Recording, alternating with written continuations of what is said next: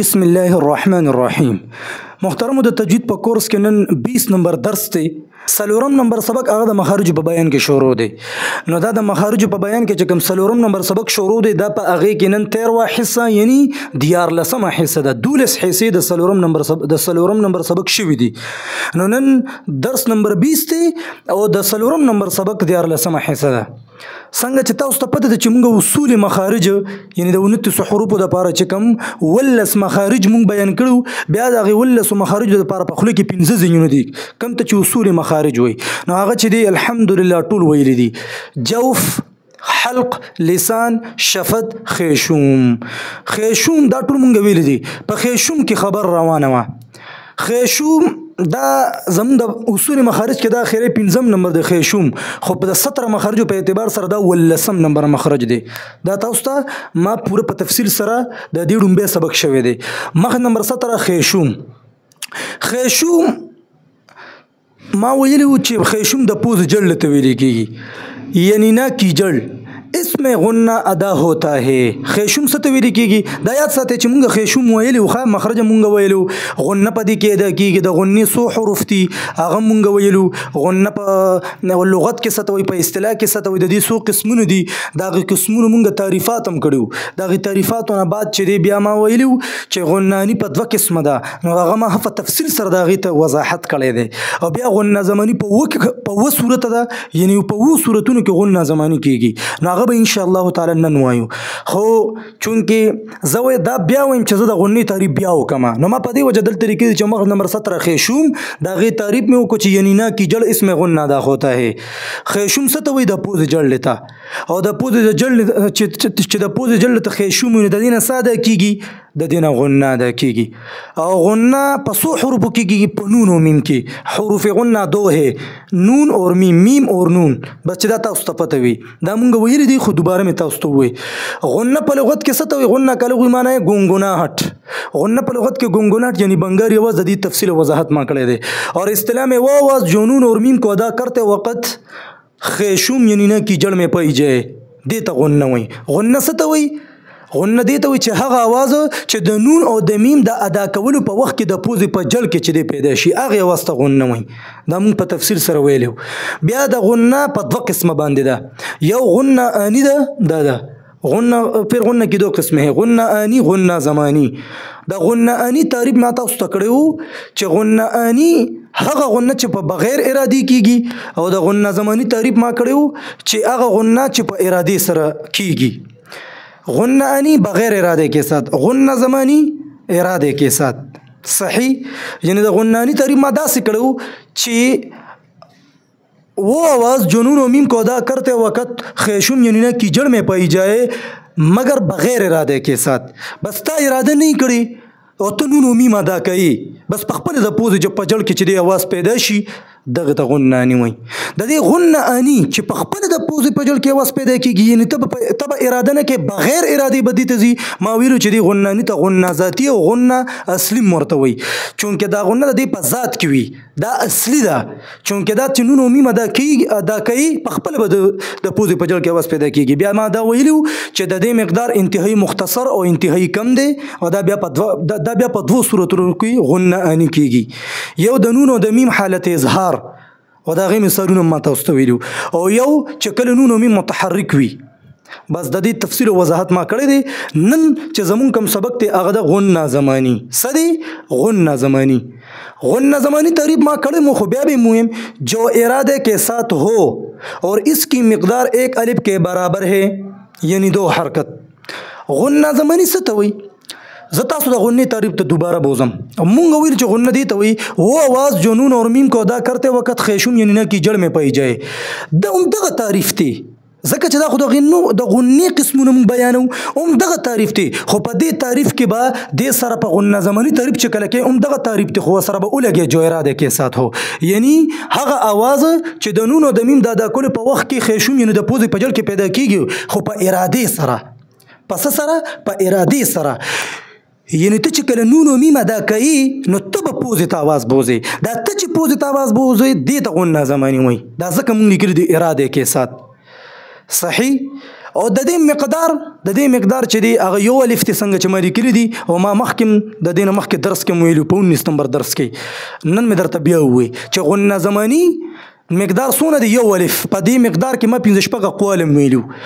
نو خو چې کم هغه علماء بیاني او قاریان بیاني نو هغه کم یو دی چې د غنه زماني مقدار دی یو الف او یو الف چې دی دا دوه حرکتي سو حرکتي دوه مثال ګوره دا یو حرکت شو یا مثال کولو دی بندې کا دا یو حرکت شو نو یو الف دوه حرکت څه مطلب یعنی چې اوس مثال ګوته بند ده کنه ګوره او یا کلاوه ده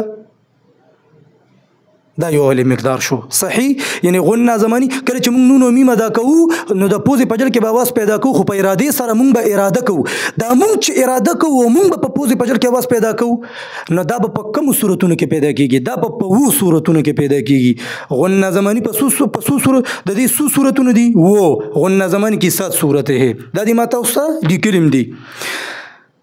تاسو درب امید تاسو په دې دیزه پور پوي شوی نو غنه زمانی چې کم نن سبق ته شروع شو غنه زمانی و صورتونه دي کله چې مونږ پوزې یعنی مونږ چې کله نون او میم ادا کوو کنه او په اراده سره به پوزې ته आवाज بوزو مونږ به اراده کوو دا یې مقدار یو الف ته دوه حرکت مطلب نو هغه په دې صورتونو کې کیږي نمبر 1 نون مشدد نمبر 1 نون مشدد نمبر 2 میم مشدد دا یاد ساتئ چې نون مشدد تاسو پیژنئ مشدد مونږه د دې یو کلاس چې دی غست د اصطلاحات د تجوید ضروري اصطلاحاتو کې مونږه مشدد ویلیو چې شد یا تجدید وایو کنه دا دوه غاخته دي ته تجدید یا شد دغه شد دا شد چې په کوم حرف باندې وي هغه ته مشدد حرف وای هي ته څه وای یعنی په قران کې چې په کوم ځای کې یو حرف راغلی د پاسه په شد وي پوي چې دا مشدد حرف دی نو نون مشدد مثلا نو غنه زمانی به صورت دا دی نون مشدد مثلا ان الذين امنوا ان وسنون مشدد دلته نون مشدد راغلی دی کنه راغلی تاسو ګوره نون دی او د پاسه په شد دی نو دا نون مشدد دی کلم چې په قران کې نون مشدد راغلی وي په دغه صورت کې به غنه زمانی کیږي او مونږ ویل چې غنه زمانی څه مطلب یعنی هغه आवाज چې د پوزې په جل کې پیدا کیږي خو دغه आवाज به د یو الف مقداري صحیح ته پوزې په جل کې به आवाज پیدا کې خو د یو الف مقدار په برابر او په ارادې سره ته به پوزې ته आवाज بوزې دا نه ده چې بس غنانی خو ویل دي کنه خو بس چې ته اراده خو به تا نه ګړي په خپل بدنونو مين دا کول په وخت کې د پوزې په جل کې आवाज پیدا کیږي خو دلته غنه زمانونو به صورت دادي چې نون مشدد قران کې نون مشدد راغلي دي بس پوه شي چې غنه زمانی بکې مطلب دا چې یو مقدار د یو الف مقدار عمره به پوزې ته आवाज بوزو راځي چې مونږ بوزو ګوره ان ورسيدي ان الذين امنوا وعملوا الصالحات ان حجي نو یو صورت شوخه بس یو صورت مونږ یاد کو غنه زمانی یو صورت بیان بچ قران کې کم ځای کې نون مشدد راغلی وي الته غنه زمانی کیږي یو له مقدار به پوزې ته आवाज بوزي دویم صورت د غنه زمانی دویم صورت میم مشدد مثلا عم وس دلته میم مشدد تاسو ګوره میم مشدد څه مطلب چې په قران کې میم راغلی د پاسه په شد وي دا د مثال مې لیکل دی عم وس دلته عم کې تاسو ګوره نو عین میم زبر عم میم زبر ما عم وس دلته تجدید راغلی دی نو دا میم مشدد دی قران کې چې په کوم ځای کې چې د میم راغلی د پاسه په شد وي میم مشدد وي الته تاسو غنه زمانی کو یعنی غنه زمانی مطلب د یو الف مقدار عمره په پوزې ته موږ आवाज بوزو ګوره وته عم يتساءلون عن النبأ نون مشدد پکې مراغه عن النبأ العظيم وس می مشدد په مثلا تاسو پوه شوي عم ما په دې کې یو له مقدار پوزې ته आवाज بوتلو عم ګوره عم يتساءلون دو صورت وشو درم صورت د غنه زمانی ادغام ناقص مثلا من يقول عينا يشرب وس درم صورت چې کله قران یعنی ادغام ناقص په قران کې راغلی وي دا خبره یاد ساتئ چې ادغام ناقص وای سته ګوره ادغام ناقص وای دا دی ما دا تعریف لگے ادغام ناقص مدغم کو مدغم فی میں اس طرح داخل کرنا کہ مدغم کی کوئی صفت باقی رہ جائے و مدغم پا مدغم فی کے دا سے داخل اول چی دا دغم مدغم سا صفت باقی پاتی شی وس مدغم ستوی و مدغم فی ستوی دا یاد ساتے مدغم اغیتوی چی تکم حرپو گورا ادغام مدغم خود ادغام نہ دیکھنا ادغام ملی کی گی ملاوی دو تا داخل کرنا یا ملانا مدغم اغیتوی مدغم چی تکم حرف چا سره ملاوی یعنی کم حرف چې چا سره ملاوی دغه حرف چې ملاویږي کم یو حرف چې ته ملاوهی دغه حرف ته مدغم وي او کم حرف سره چې یې ملاوخي یعنی چا سره چې ملو شي هغه ته مدغم فی وي صحیح لکه ګوره دلته اوس قرآن دا دی اوس راغلی دی من او یقولو من یقولو دلته نون ساکن راغلی دی ورپسې یا راغلی ده صحیح نو دلته د ادغام ناقص دا قاعده متوجه شوی ده دلته ادغام ناقص شوی ده څنګه ګوره مونږ داسې نه وایو چې من یقولو مونږ داسې نه وایو مونږ وایو من یقولو دا مونږ چې وایو چې من یقولو دا ادغام ناقص دی هغه څنګه ګوره دا نون ساکن مدغم دی یا مدغم فی ده نو تعریف څه دی د ادغام ناقص چې نون مدغم شو یا مدغم فی شو نو مدغم با په مدغم فی کې داسې داخلو چې د دې مدغم څه صفت باقی پاتې شي نو دا غنه صفت د نون دی کنه د نون دی دلته چې کله مونږ وس ادغام کوو نو ادغام ناقص به کوو صحیح دلته چې کوم ادغام کیږي ادغام ناقص به کیږي ګوره من یقولو زه خو داسې نه ویم کنه من یقولو من یقولو من یقولو وز دا ادغام ناقص ته تاسو رسیدې مدغم په مدغم فی کې داسې داخله ول چې د مدغم څه صفت باقی پاتې شي نو دلته نون ساکن مدغم دی او یا مدغم فی ده مدغم نون ساکن دی چې څوک ملا مونږ چې څوک ملاوخو دا څوک چې ملاویږي دا مدغم دی دلته نون ساکن مدغم شو او دا چاس یعنی چا سره چې ملاویږي یا چا سره چې ملاو شي نو هغه به مدغم فی لکه دلته یا مدغم فی ده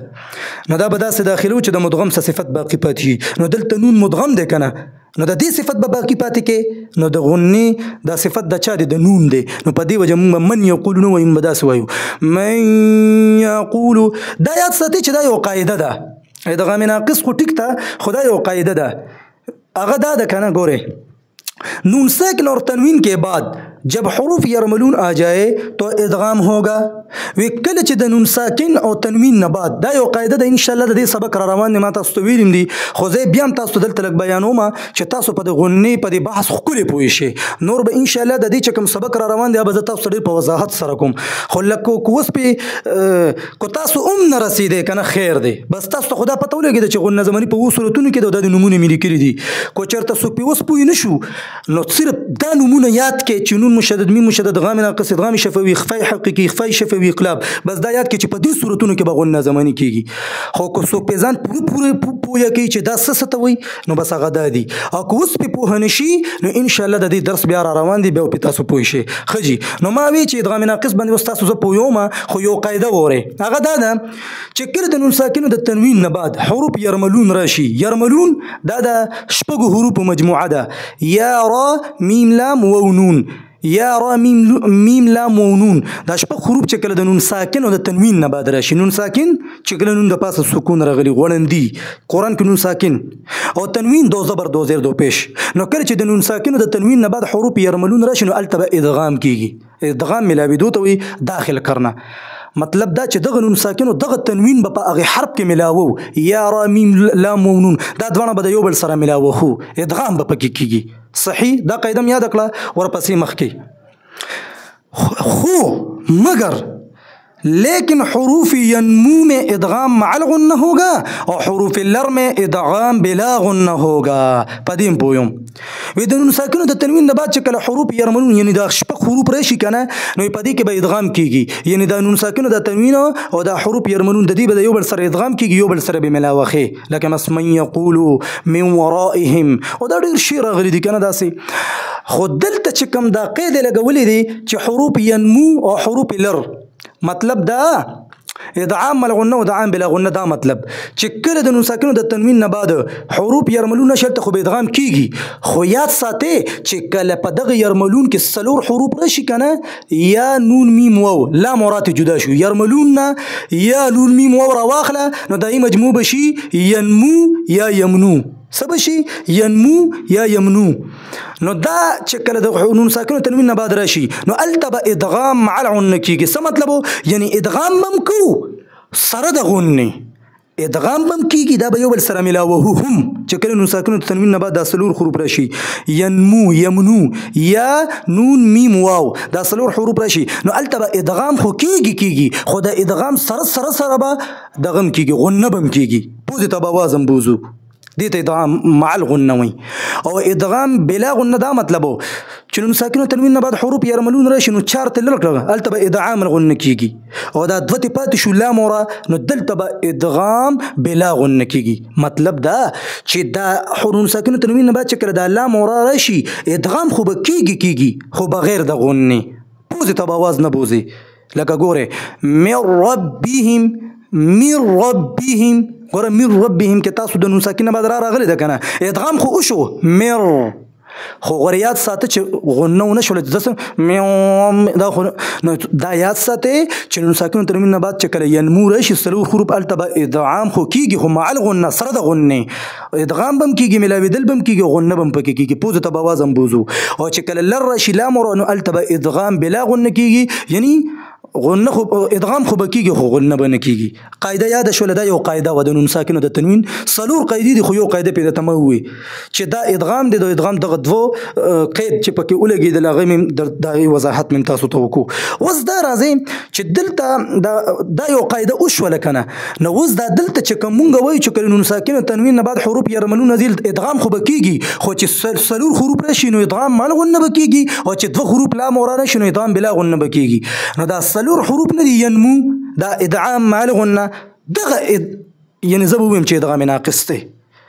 اوس په ورسېده دغه ادغام ناقص دی چې د نون ساکنو تنوین نه بعد دغه سلور حروف راشي دغه ادعام مع الغنه ته ادغام ناقص ویل کیږي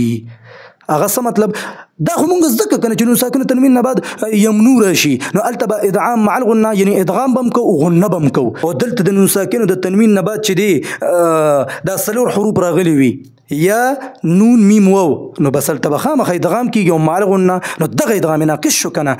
چې ځکه چې د غنې صفت خو د نون دی تاسو په خبر رسئ نو دلته چې د غنې صفت د نون دی نو دلته به ادغام مال غنه کیږي دغه ادغام مال غنه ته ادغام ناقص وي نو تعریف په خپل په تاسو ځان پوهیږئ ادغام ناقص څه مطلب و مدغم په مدغم فی کې داسې داخله چې د مدغم څه صفت باقی پاتې شي نو دلته ګوره من یقول نو ګوره نون ساکن مدغم دی یا مدغم فی ده دلته د نون ساکن مدغم په مدغم فی کې داسې داخله چې د مدغم څه صفت باقی پاتې شي دا به ادغام ناقص کیږي نو ګوره کنه من یقول زوی نه څنګه ویم من یقول نو بس دا ادغام ناقص شو کنه ځکه چې دا غنی دا چې پوزې ته आवाज بوزم چې من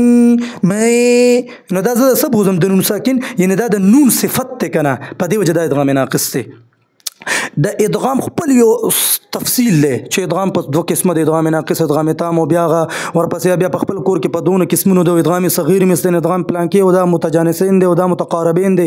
د دې خپل سبق را روان دي ان شاء الله تعالی تاسو به بیا ورسئ خو دلته په غنه زمانی چې کوم دریم صورت ادغام ناقص دی او په هغه باندې تاسو ما پوي کړئ او مثلا مثال باندې پوي کړئ چې من یقول کې ادغام ناقص شوی دی او عین یشربو دلته د تنوین نه بعد چې دی د سلور حروفونه یا راغلی ده نو دلته چې دی ادغام ناقص شوی دی بس تاسو ځان په دې پوهیږئ صحیح ده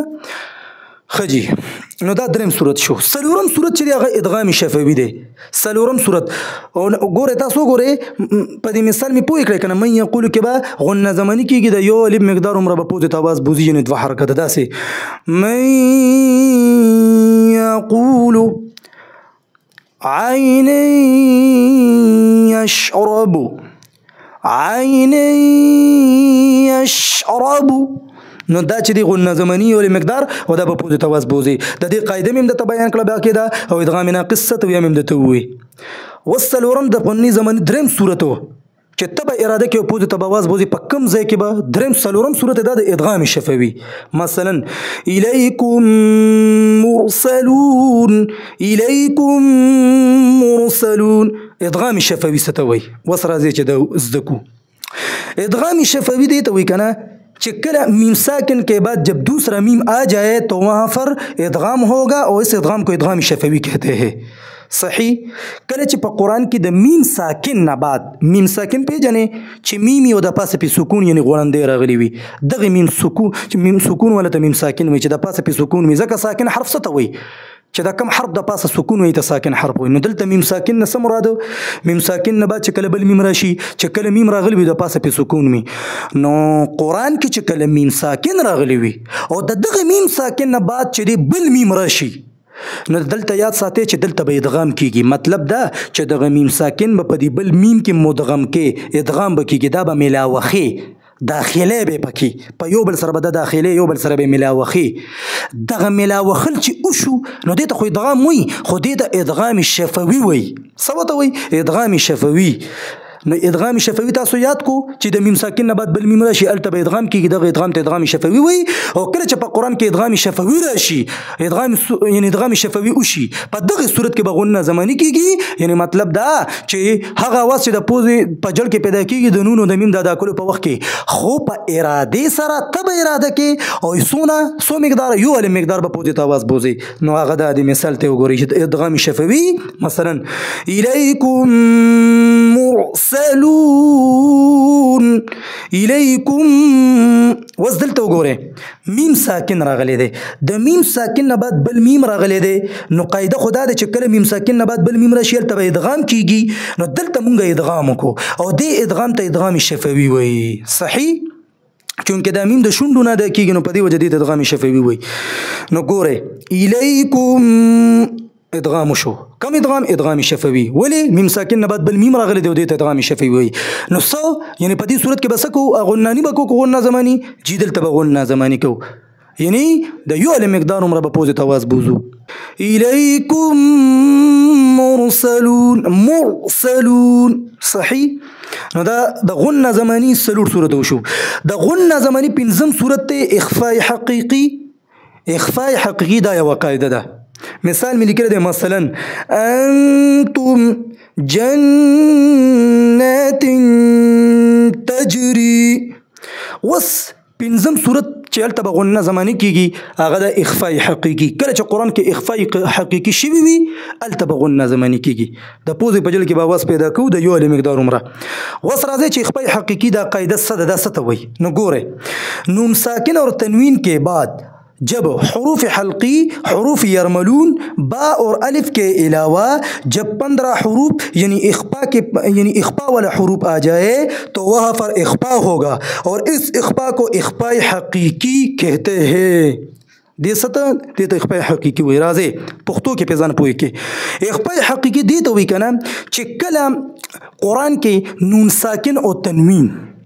یعنی نون ساکن او تنوین دو زبر دو زید پشت تنوین وي. نون ساکن تاسو ته پته ده چې د کم نون د پاسه سکون وي. نو کله چې د نون ساکن او د تنوین نه بعد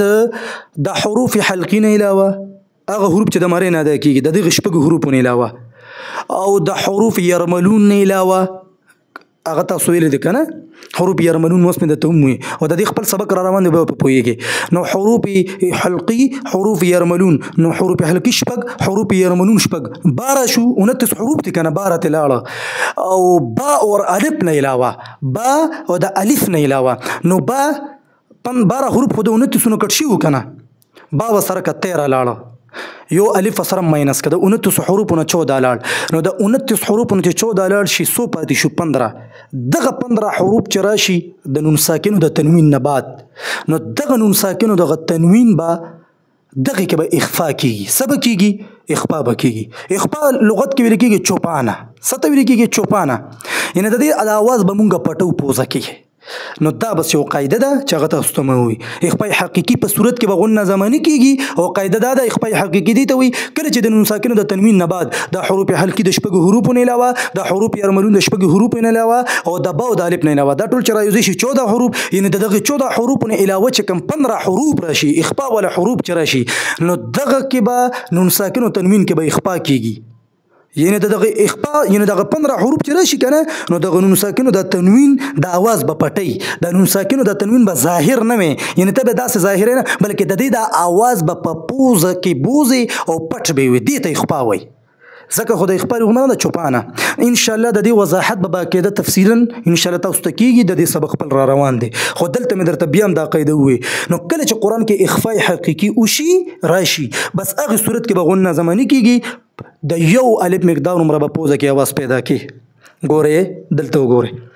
دا د نون ساکن مثال له دا د تنوین مثال له دلته مثلا انتم انتم انتم نو ګوره دلته راغله د نون ساکن مثال ته ګوره ښه قاعدي هغه تعریف چې کوم شو وس پدی پټکو نون ساکن راغله دی د نون ساکن نه بعد دلته حروف حلقي شته شپږ حروف حلقي حمزه ها عین ها غین خا شته پکې نه تا راغله ده تا په حروف حلقي کې نشته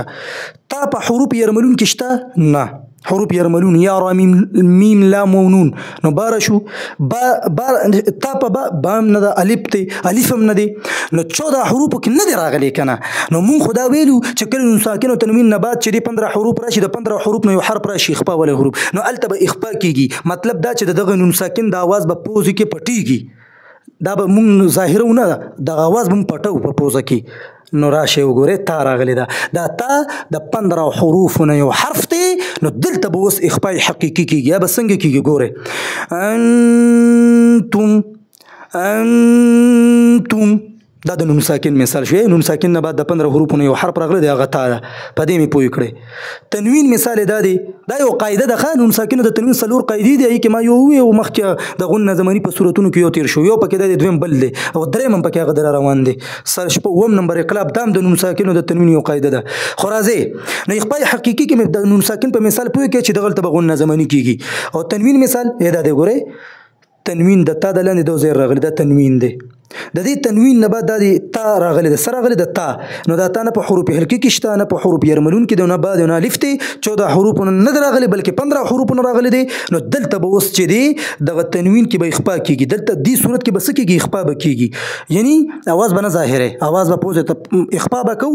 پوزه ته به پټ आवाज بوزو دغه اخفاء حقيقي چې کله وشي نو د غن زمانی کې یعنی غن زمانی دا مطلب چې د یو مقدار د یو مقدار عمره په پوزه کې आवाज بوزو مونږ نو ګوره جنات تجري جنات تجري أنتم جنات تجري نو ګوره دلته اخفاء حقيقي وشو دلته اخفاء د نون ساکن مثال د تنوین مثال نو په دغه صورت یوازې تا نه د بتاحو د 15 حروف کې یوازې تا نه د نورم ډیر شي دي لکه زه به تاسو ویم الم نشرح لك صدرك ووضعنا عنك وزرك الذي انقض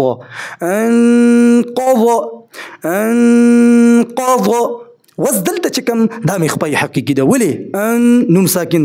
نبات قاف راغلی دی قاف 15 حروف نه یو حرف ته اخفاء ولا حروف نه دلته به اخفاء حقيقي کیږي نو دا یاد ساتي چې د غن زمانی چې کوم پنځم صورت دی نو هغه د اخفاء حقيقي په قران کې چې په کم ځای کې اخفاء حقيقي راغلی وي الته به غن زمانی کیږي یعنی پوزه ته به د یو مقدار आवाज بوزي خجي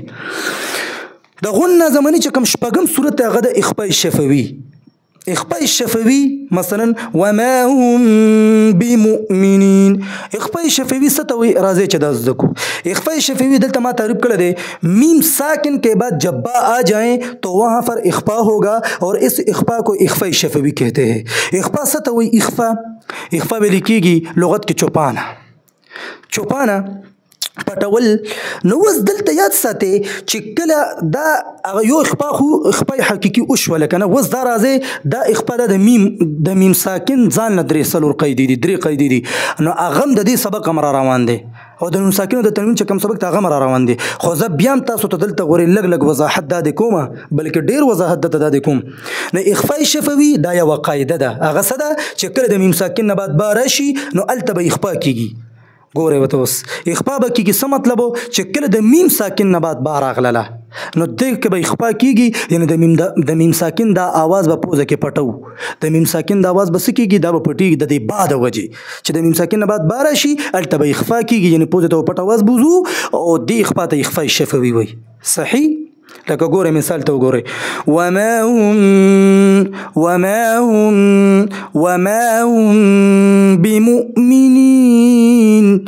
وما هم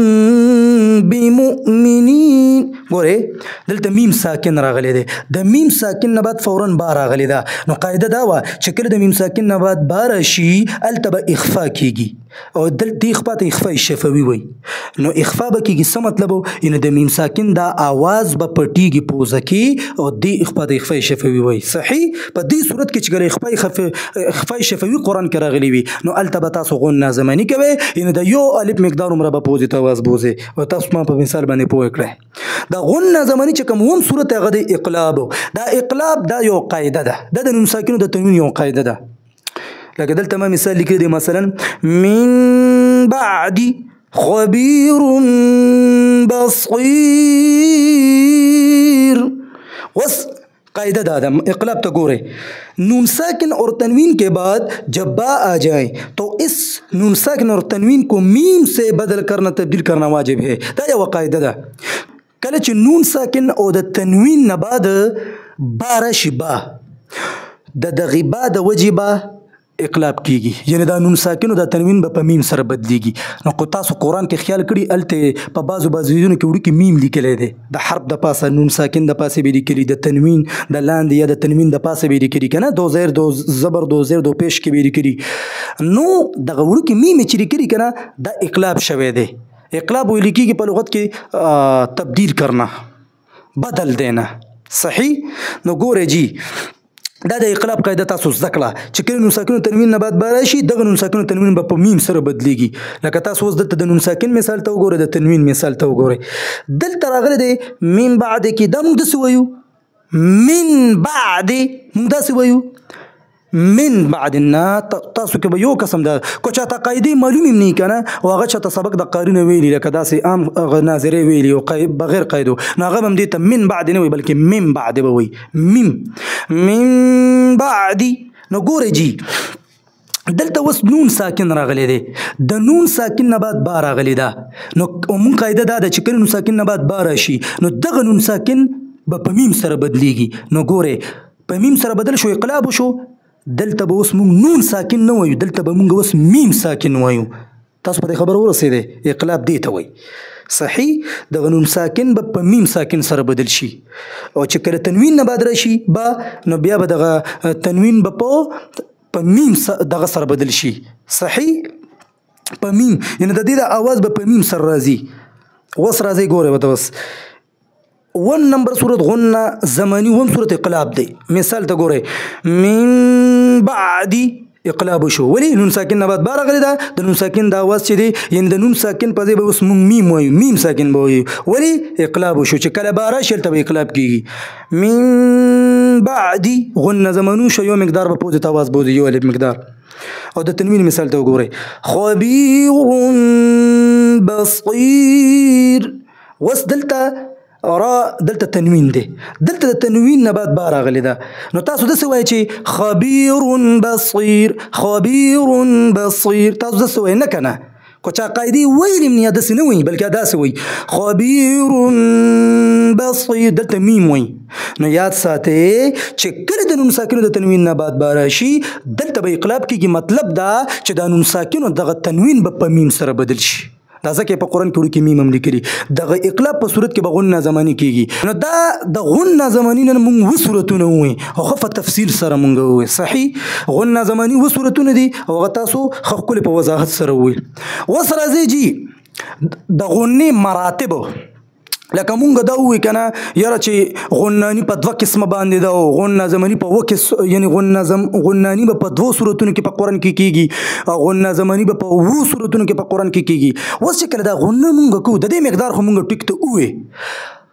خو بیا دا کم یعنې نون مشدد میم مشدد ادغام ناقص ادغام شفوي اخفاء حقیقي آیا دا ټول په بس یو شان غنه ده بس یعنی مطلب دې کې دا نشته چې دې کې یعنی مکمل ترینه غنه پکې کومه یوه ده په دې کې مکمله غنه کومه یوه ده په دې کې ناقصه غنه کومه یوه ده په دې کې چې دې مختصره غنه او مختصر ترین غنه کومه یوه ده دا راځي چې دا لګو یعنی تاسو به دلته وسولي کې کو څوک لیکي یا به ولیکي مراتب غنه کې مراتب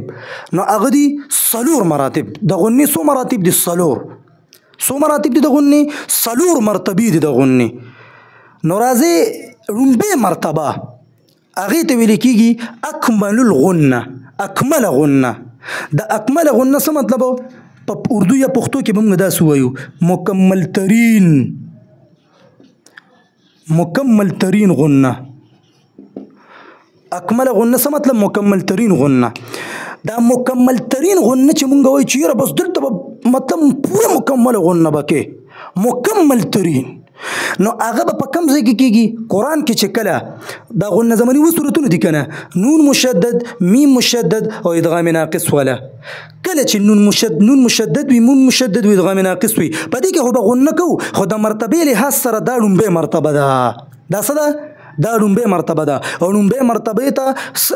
مرتبه د غنې څه ده هغه ده اکمل الغنه څه ورته وایي اکمل الغنه مکمل ترین غنه دلته به غنه کېږي خو مضبوطه غنه به دلته کېږي په دې خبره ورسېدې دلته به غنه کېږي دا د غنې سره تاسو داسې ویلی شئ چې دا په دې ټولو غنو کې چې دا کومې قاعدې مونږ ووایو چې غنه نی غنه زمون ده دا په دې ټولو کې دا د ټولو نه مخکې ده چې کله نون مشدد وي میم مشدد ادغام ناقص وي نو هلته به اکمل غنه کېږي مکمل ترین غنه به کېږي مضبوطه غنه به کېږي صحیح ښه جي دویمه مرتبه د غنه هغې ته ویل کېږي کامل غنه څه مطلب یعنی مکمل غنه یعنی پوره غنه نو مکمل غنه پوره غنه دا به په کوم دغه کې کېږي نو ګورئ د غنه زماني چې کوم درې صورتو هغه خو مونږ د وضاحت مې د اکمل غنه کې وکړو نو ګورئ کله چې ادغام شفوي راغلی وي اخفاء حقیقي راغلی وي مثالونو ته ګورئ ځان له اخفاء شفوي راغلی وي او اقلاب راغلی وي د اقلاب هم په اصل کې اخفاء ده په دې مې انشاءالله تاسو بیا زه پوهېږم نو ګوره دا چې کله راشي که نه دا په دې صورتونو کې یعنی 1 2 3 4 په دې څلورو صورتونو کې به کامله غنه کېږي څه کېږي به کامله غنه به کوو یعنی زه به دا ووایم چې یعنی دا د دې اکملې غنې نه دا لږه لاندې ده ځکه خو هغې ته اکمل دا د اسم تفضیل صیغه ده غورې ښه اسم تفضیل او دا کو چې په تاسو کې چې څونه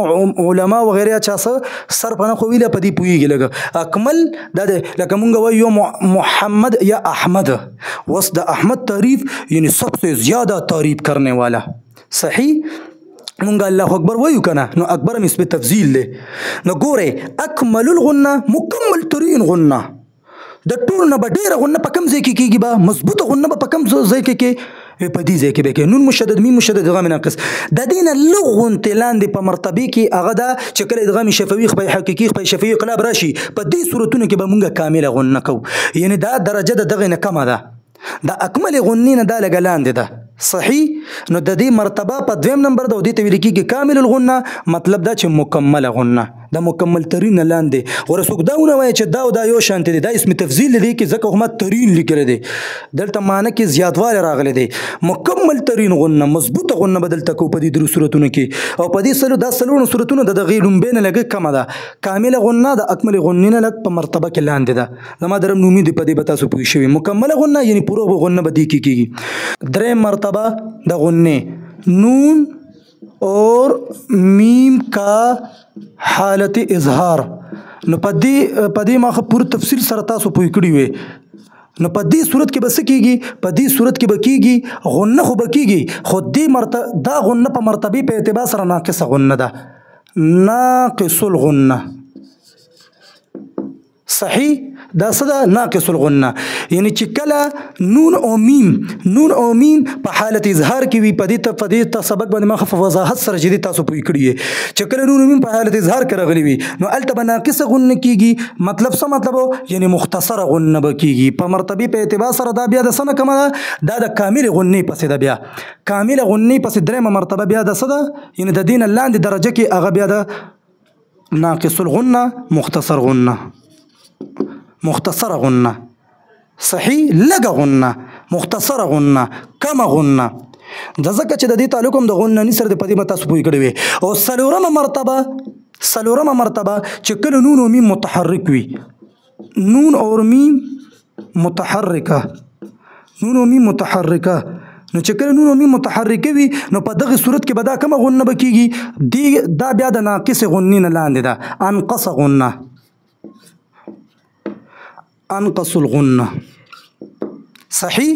مطلب دا مختصر ترین غنه مختصر ترین غنه نو دا اوس د غنې مراتب دي درېمه مرتبه څه ده دا د کامل غنې پسې ده دغه مرتبه ناقص الغنه کله چې نون او میم په حالت اظهار کې وي په دې ما پوه کړي چې اظهار د نون اظهار ته اظهار حقیقي یا حلقي وي او د میم اظهار ته اظهار شفوي وي او دا یو قاعده ده چې په یې ما پوه کړي کله چې قرآن کې دغه صورت وي نو په دغه کې خو به غنه کېږي او دغه غنه د غنه اني صورت ته خدای یعنی بغیر ارادي به په جړ کې आवाज پیدا کېږي دغه مرتبه د غنه دا درېمه مرتبه ده او د کامل غنې پسې ده یعنی دې ته ویل کېږي ناقص الغنه مختصر غنه مختصر غنه د مرتبه په اعتبار سره د دینم سره ناقص الغنه مختصر غنه او څلورمه مرتبه نون او میم متحرکه کله چې نون او میم متحرک وي دا د غنانی دویم صورت وکنه نو د مرتبه په اعتبار سره د نون او میم حالت متحرک چې کړي دا انقص غنه ده نو مطلب دا چې مختصر ترین اکمل الغنه مکمل ترین دلته ملي کړي دي انقص الغنه مختصر ترین هغه اسم تفضیل له دا اسم تفضیل له نو دا د نقص ينقصون اسم تفضیل له وغدا کمل یکملون خجی نو دا چې کوم دغه د نون او میم حالت متحرک وي نو دلته بیا چې دی ناقص انقص غنه کیږي مطلب دا چې مختصر ترین غنه بکیږي نو دا د غنې څلور مراتب دي اکمل الغنه کامل الغنه ناقص الغنه وانقص الغنه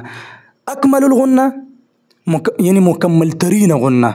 دا د ټولو دا په د درجې په اعتبار سره د غنې په مراتبو په اعتبار د ټولو لومبی ده دا په کم ځینو کې کېږي چې کله نون مشدد وي میم مشدد وي او کله چې ادغام ناقص وي او کامل الغنه یعنی مکمل غنه دا په کم ځای کې کېږي هغه تاسو ته وګورئ د ادغام شفوي خفای حقیقي او اقلاب په صورت کې په دغه څلورو صورتونو کې به بیا کامل غنه کېږي یعنی مکمل غنه د دغه مکمل غنې نه لاندې چې کومه درجه ده هغه ده چې کله نون میم حالت اظهار کې وي نو دغه حالت کې د مرتبه په اعتبار سره د غنې درېمه مرتبه ده او دې ته ویل کېږي ناقص الغنه یعنی مختصر غنه او څلورمه مرتبه انقص الغنه یعنی مختصر ترین غنه هغه چې کله نون او میم متحرکه وي په دغه صورت کې دا بیا د غنې څلورمه مرتبه جوړیږي زما د رب نه امید دی تاسو په دې ټول سبق باندې خود ښکلې تسلی سره پوه شوي او دا یعنی زموږ ټول مخارج ختم شو خجی زمونږ الحمدلله ثم الحمدلله څلورم نمبر سبق چې کوم یعنی هغه ولسم نمبر کم مخرج دی د مخارج چې کوم بیان شروع دی نو د مخارج په بیان کې چې کوم ولسم نمبر مخرج هغه وشو خو زه تاسو ته یو دا خبره کول غواړم چې زه به د اوس دا کوم ورپسې چې کوم درس دی که نه نو دا به په دې ټول درس باندې یو ښکلی غوندې اجمالا بحث به وکړو صحیح چې تاسو دا مونږ چې څونه دروس په تفصیل او وضاحت سره وکړو نو اوس به زه لږ داسې یو نیمه ګنټه یا 35-40 منټ کې به اوس څه وکړو د دې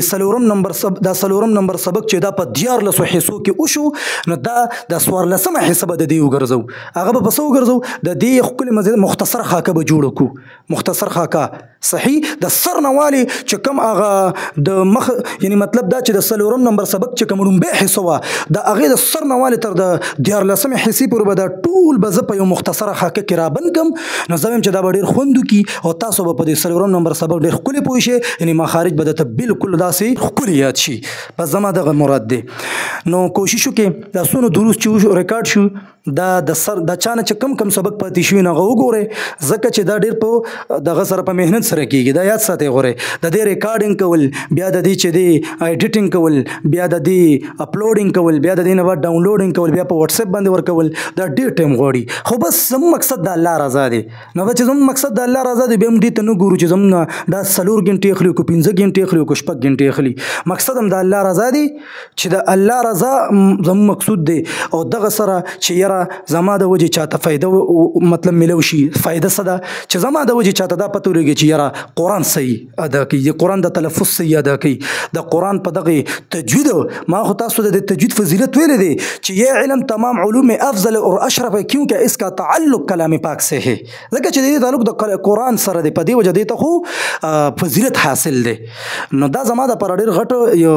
دغه خبره ده الحمدلله چې زما د وجه یو کس ته فایده ملو شي دا غټه خبره ده ضروري نه ده چې زه یاره دا درس ریکارډ کړم ماته یو کس وایي چې مړه دا خو څوک نه ګوري نه دي ګوري الحمدلله یو قسم چې ګوري که نه یو کس و هغه زما د وجې یو څو ټکي زمانه یاد کی او هغه د قرآن په تجوید په دې علم باندې لږ لږ پوه شي دا زما د پر ډېره الحمدلله ډېره غټه خبره ده نور خو مونږ هم ګناهګار یو کیدای شي کو الله د دې د وجې زم بخنو کی